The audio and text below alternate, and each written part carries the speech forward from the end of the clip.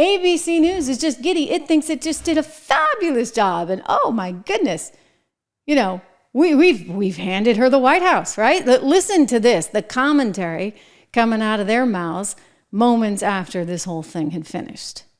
And we are here live on ABC with our post-debate comments. I'm Martha Raddatz. It was a lively debate from the economy to abortion to Afghanistan. They had it all, and it was historic, John Carl, fiery. Wow. Wow. That was quite a debate. And I'm Jonathan Carl here with, of course, Mary Bruce and Rachel Scott.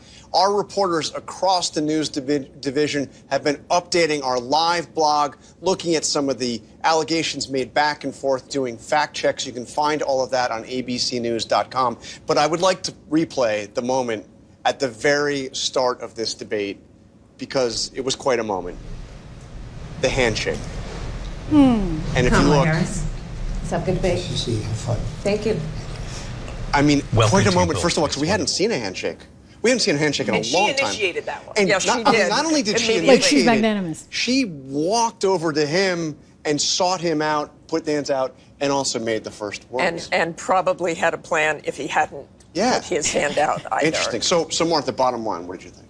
I think clearly what Kamala Harris wanted to do was be the candidate of hope, the candidate of the future. Donald Trump seemed angry within 4 minutes. Are you kidding me? How is that hope? How is that the future?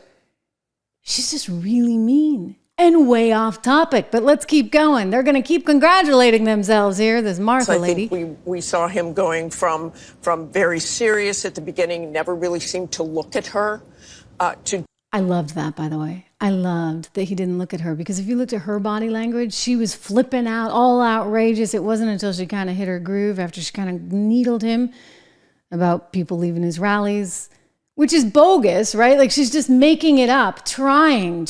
It was one thing after another, plus the host. I mean, what a mess.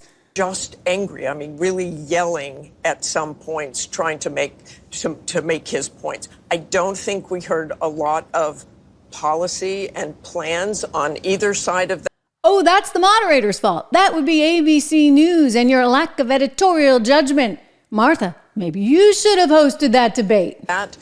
Despite those questions over and over again. But what you had was that optic. You had Kamala Harris looking over, baiting him again and again and again. The microphones were muted when they weren't speaking, but many times she didn't need a microphone. You watch Donald Trump get mad, scowl through things.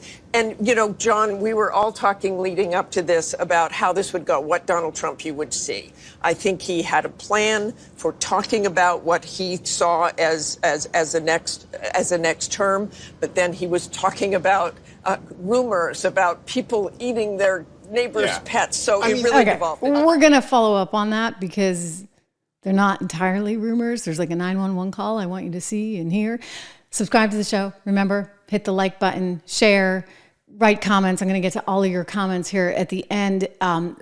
This is a very, very big day. And there's this accusation that he's coming across as angry. Well, tell me how you would feel, all right? If you go into a debate with the best of intentions, and they promise you, we promise we'll be fair. And then they do what they did. And Kamala Harris refuses to answer any question. She spouts lie after lie after lie. Nobody corrects her.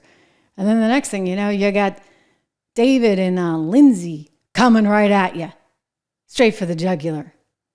I mean, tell me how you would feel. I have more on that in a second, but I'll tell you this. I don't think he was very happy.